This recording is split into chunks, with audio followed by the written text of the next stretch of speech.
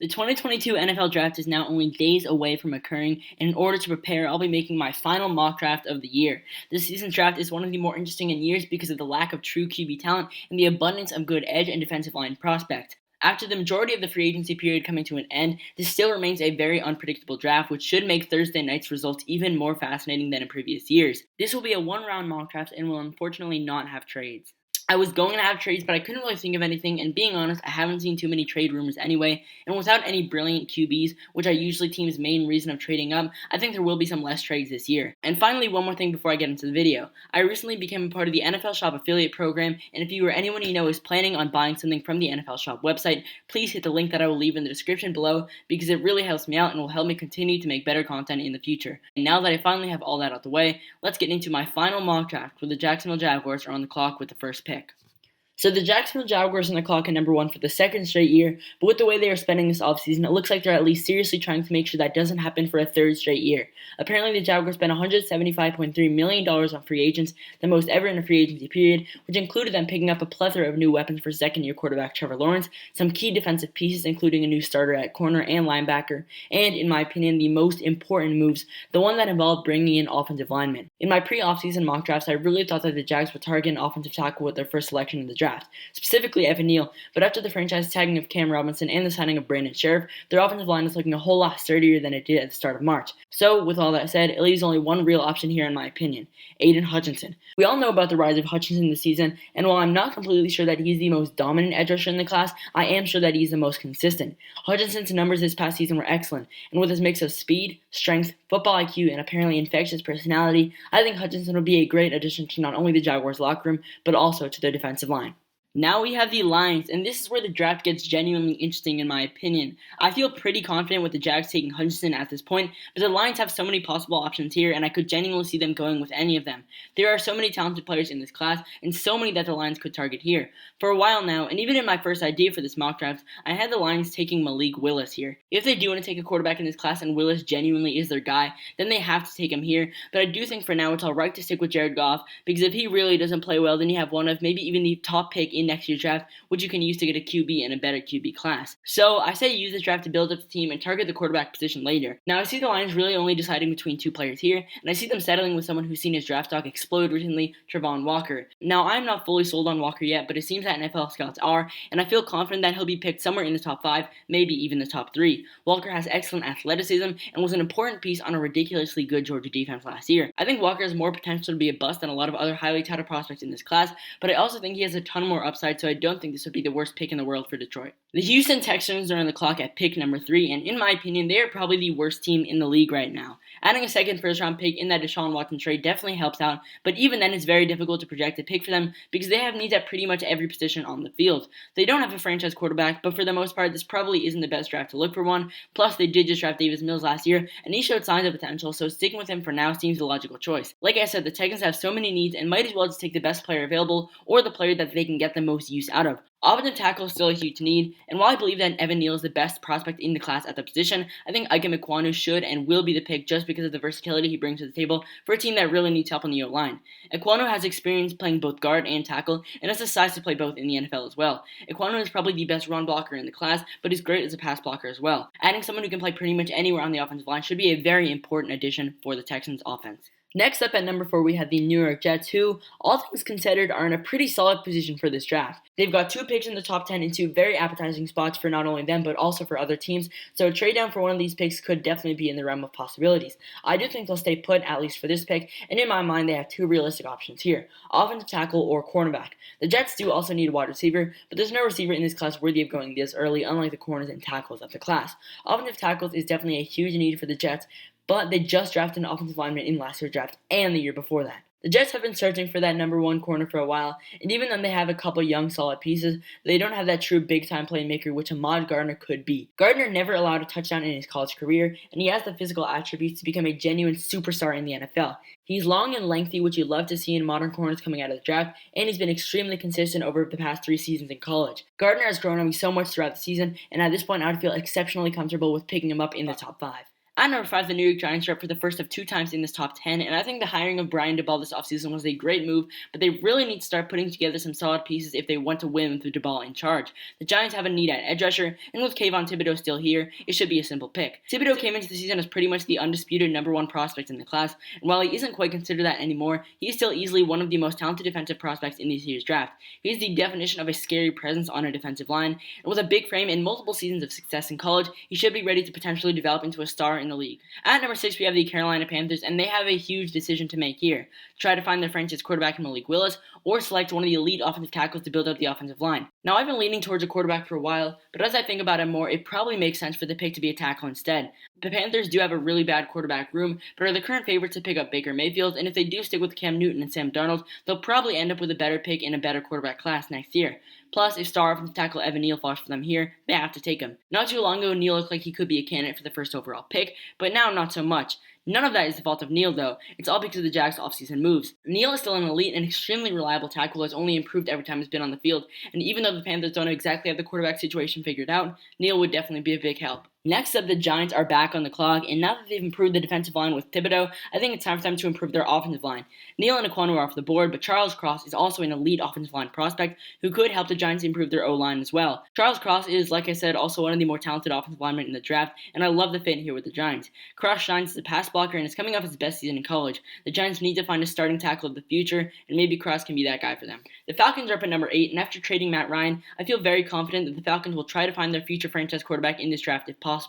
They did, of course, pick up Marcus Mariota, but he hasn't started for a couple of years, has dealt with injuries in recent times, and was never a true standout when he did start back in his time in Tennessee. Plus, Atlanta only signed him to a short-term contract. Mariota could still start this upcoming season, but I do see Atlanta trying to find their true franchise quarterback in this class. Maybe if QBs go off the board, they'll try to target another position, but in this mock they haven't, so Atlanta's able to pick up the best quarterback in the class, Malik Willis. Willis solidified himself as the best quarterback in the class after his excellent pro day and combine performances. His athleticism is ridiculous, and so is his arm strength. He worried me a bit during the regular season, but after seeing how good his skill set is at the combine, I feel confident that he can develop into a genuinely great NFL quarterback. Maybe don't make him a year 1 starter for Atlanta, but give him the job eventually, and I think he could one day become a star. Next up, we have the Seahawks, and now with Russell Wilson gone, the Seahawks are on their way to entering a whole new era for the franchise. Seattle has needs at offensive tackle and at linebacker after they cut veteran Bobby Wagner, but what better way to enter a new era than by picking your next franchise quarterback? There are a couple options they have, but a lot of rumors have been pointing to Desmond Ridder being the next quarterback off the board after Wills, and I think he is the best fit here with Seattle. I would probably say that Kenny Pickett is the better QB, but I do believe Ridder is more similar to Russell Wilson, which Seattle probably wants going forward. Ridder is super athletic and an excellent scrambler, as well as a passer. Plus, he's a proven winner, even taking Cincinnati to the college football playoff this past season. Ridder had the option to come out last year, and if he did, he probably would have been around the 10th best quarterback in the class, and probably would have been a day 3 pick, but he decided to stay in college, and that was absolutely the right decision, because he had by far his best season and established himself as one of the best quarterbacks in this class. Ridder also excelled at the combine, even posting a 4.52 at the 40-yard dash, the fastest time among quarterbacks. If Seattle really does target a quarterback in this year's draft, I think Ridder would be a brilliant choice. The New York Jets are now on the clock at number 10, and they've added to the defense earlier on in the draft, so I think now is a great time to bolster the offense. I did mention earlier that they do need to bring in offensive linemen, but at this point in the draft, I just think it makes more sense for them to bring in a receiver. There's no point in reaching on an offensive lineman at this point in the draft, so targeting the receiver position allows them to add another truly elite receiver to this team, and I think people would probably agree that Garrett Wilson is quite easily the best receiver in the class. Wilson is speedy and is the definition of a reliable player. He's got excellent hands and is also an excellent route runner and can be utilized through shorter passes or through deep shots. The Jets need to find that big-time guy who can be an elite receiver at the next level, and if I had to choose one guy in this class, I think it would be Wilson. At 11, we have the now Washington Commanders with their first pick with their new name. They've solidified the QB position for at least a season with the addition of Carson Wentz. No matter how good or bad you think he is, it does make it clear that the Commanders aren't and probably were never in the market for a QB this draft. I wouldn't be surprised if Washington targeted a position like wide receiver early on, but I also wouldn't be surprised to see them bolster the secondary, and with the way elite safety Kyle Hamilton has been falling in this mock, I think they have to take him here. Now, I do think Hamilton will fall a little bit in the draft despite his elite talent because of his position, safety, not having the most value, and because Hamilton's combine, while not bad, was maybe a bit underwhelming. Hamilton is such an incredible athlete. He's quick, strong, and an excellent tackler, good in coverage, and has excellent cross-field skills. Hamilton is also quite big but demonstrates excellent speed for his size and can do all that you would wish for in a safety prospect and much more. At this point in the draft, Hamilton would be a home run pick for the Commanders. Next up is the Minnesota Vikings, and positions like edge and maybe guard are huge needs, but corner is also a major need, and this is where Derek Stingley Jr.'s fall ends. Stingley has seen his draft stock fall dramatically after his last 2 seasons where he's really struggled to stay on the field and struggled to be at his best, but when we saw him play 2 years ago in his freshman season, he was absolutely incredible, and if he can play like that in the NFL, he could genuinely become a top 5 corner in the whole league. Stingley has tons of potential, but I see teams passing on him because there is also potential for him to be a bust. Stingley was really good at his pro day, however, and I have the feeling that he could return to his 2019 form and become a star corner in the NFL. The Houston Texans are back on the clock for their second first-round pick, and just like a lot of other teams with multiple first-round picks, I want to see them try to improve both the offense and the defense with their 2 first-round picks in this draft, especially with how many needs the Texans have. After cutting Whitney Merciless halfway through last season, edge is still a need, and Jermaine Johnson II is a top 10 prospect in the class in many people's eyes. Johnson's draft stock really raised after a great Senior Bowl performance, among other things. He's insanely athletic and was very important to a Florida State defense that probably would have been significantly worse without him. This would be another solid addition for Houston. The Baltimore Ravens are up next at 14, and this is quite an interesting pick in my opinion because there are so many interesting options here. It's not often that a team as good as the Ravens are picking this early, so they have to make the most of this pick, and in a strong edge rusher class, I see them trying to improve their defensive line with George Karlaftis. Karlaftis is big and is coming off a pair of excellent seasons in college. He struggles a bit as a run defender, but is dominant as a pass rusher, and adding players as good as Karlaftis to the Ravens' defense, which is probably the weakest part of the team, could really help them return to the playoffs next season. Next up, at number 15, the Philadelphia Eagles are on the clock for the first of now 2 picks in the first round. Of course, the Eagles made that big-time trade with the Saints where they basically traded one of their first-rounders this year for a first-rounder next year, along with some extra draft capital. This shows us how unconfident they are with Jalen Hurts as a starter, but Hurts will still absolutely be the starter this year. The Eagles have some significant needs on defense, and with multiple options here, I see them settling on one of my favorite prospects in the class, Trent McDuffie from Washington. The size concerns with McDuffie are definitely there, but I fully believe that he has what it takes to be a starting corner at the next level. My favorite thing about McDuffie is the immense versatility he brings to the table, which I think would match up really well with the Eagles secondary. The Eagles could still sign a new corner or safety in free agency, but assuming they won't, there are so many places where they could slot McDuffie next season. The first option is playing him on the outside and putting Avonte Maddox back at slot corner, a position he excelled in last season, or if you're worried about McDuffie on the outside because of his lack of NFL experience and size, you can play him in the slot and put Maddox on the outside alongside Darius Slay, who we of course know is already going to be one of the outside corners. And if truly necessary, McDuffie does, in my opinion, have the capabilities of playing safety in the NFL, which will always be an option. McDuffie is super athletic and quick and could also become a solid punt or kick returner in the league, something he had a bit of experience doing in college. McDuffie just matches what the Eagles need so well, and I think it would be a brilliant pick for them. After the trade with Philly, the Saints are on the clock for the first of 2 picks in the first round of this year's draft. Their trade tells me that they may be interested in a quarterback, but picking one here definitely doesn't make sense considering they're picking again not too far from this pick. The Saints also need to help out their offensive line, and they can do that with Trevor Penning, one of my favorite O-linemen in this year's class. Penning is coming from a smaller school but is absolutely huge and is ridiculously athletic for his size. He is best as a run blocker but isn't too bad as a pass blocker either. He's coming off his best season in college football and will be a really fun but really solid addition to New Orleans. At number 17, we have the Los Angeles Chargers, and this is probably the easiest pick in the entire draft in my opinion. The Chargers' rushing defense was so awful last season and was a huge part of the reason why they didn't make the playoffs last year. The Chargers made some excellent moves this offseason, including bringing in Khalil Mack, but they didn't really shore up the interior of their defensive line. There are a few solid defensive tackles available, but after a genuinely historic combine performance, Jordan Davis has solidified himself, at least in my eyes, as the best D tackle in this class. Davis is a genuinely special player. I'm not sure if we've ever seen a player like him, a player as huge and strong as him, but also as ridiculously athletic and quick as him. Davis brings something that no other player in the league does, and I honestly believe that he could become a dominant force in the NFL. The Eagles are back up at number 18, and despite the fact that they were a playoff team last year, they still have quite a few needs on both sides of the ball. While that trade with the Saints was probably the better move going forward, it does put more pressure on them to nail these picks. Despite picking wide receivers in the first round for back-to-back years, and even with Devonta Smith being a success so far for Philly, the Eagles still have a huge need at the wide receiver position. Also now, the rumors of Jalen Reagor potentially being traded at some point soon, adding another receiver would be a good move in this draft. There are a ton of options still here, but I believe that when he's healthy, Jameson Williams is still one of the best receivers in the class. Williams did tear his ACL in the national championship against Georgia, but he was maybe the best receiver in college football before that and could be back around training camp. Williams has blazing speed and can turn any play into a big play, and despite him only being an Alabama player for 1 year, adding another former Crimson Tide offensive player along with Jalen Hurts and Devonta Smith could be a really good move and could help improve this Philly offense. The Saints are back with a pick number 19, and in my eyes, this pick is really between quarterback and wide receiver. Now, originally I had the Saints taking a QB with this pick, but they did just bring back Jameis Winston, who started last season well before getting injured, and next year's QB draft is much better than this one overall anyway if they would rather get a new franchise quarterback there. I think they'll take a wide receiver here.